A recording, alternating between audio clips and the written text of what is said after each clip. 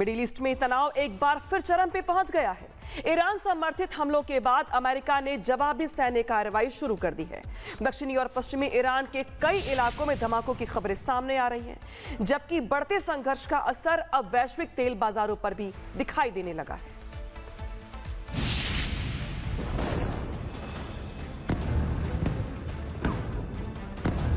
Iran पर हमले का ट्रंप का ब्लूप्रिंट तैयार। शांति समझौता भंग अब होगा आर पार। ईरान ने नजरअंदाज की ट्रंप की चेतावनी। अब ट्रंप ने ईरान को दे डाली बड़ी धमकी। Well, I can give you a report. I've been briefed. It's a little more of the same, but it's going to be straightening out. It's going to be straightening out. In the meantime,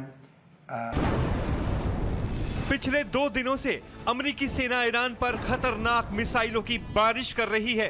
एक के बाद एक बड़े हमले ने Iran को हिलाकर रख दिया है। भले ही ईरान यूएस ठिकानों पर हमले का दावा कर रहा हो, लेकिन तस्वीरें बता रही हैं कि अमेरिका भी ईरान पर कहर बरपा रहा है।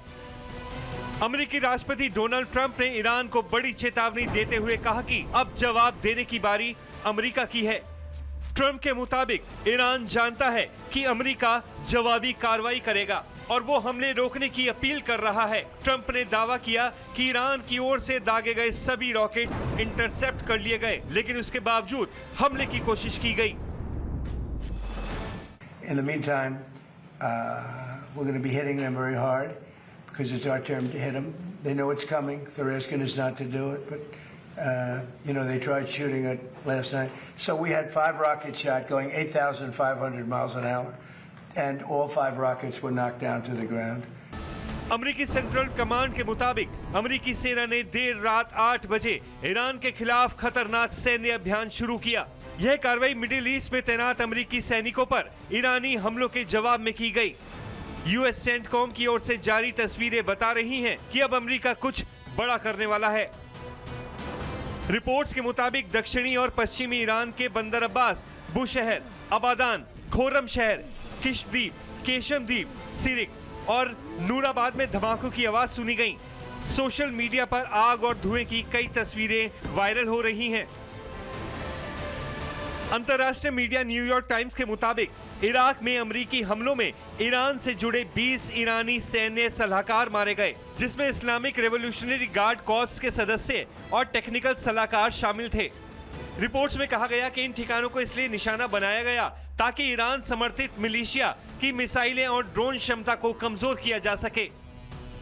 बढ़ते सैन्य तनाव का असर वैश्विक ऊर्जा बाजार पर भी दिखाई दे रहा है। स्ट्रेट ऑफ हॉर्मुज को लेकर बड़ी अनिश्चितता के बीच ब्रेंट क्रूड की कीमत में तेज उछाल दर्ज किया गया और कीमत करीब $90 प्रति बैरल तक पहुंच गई।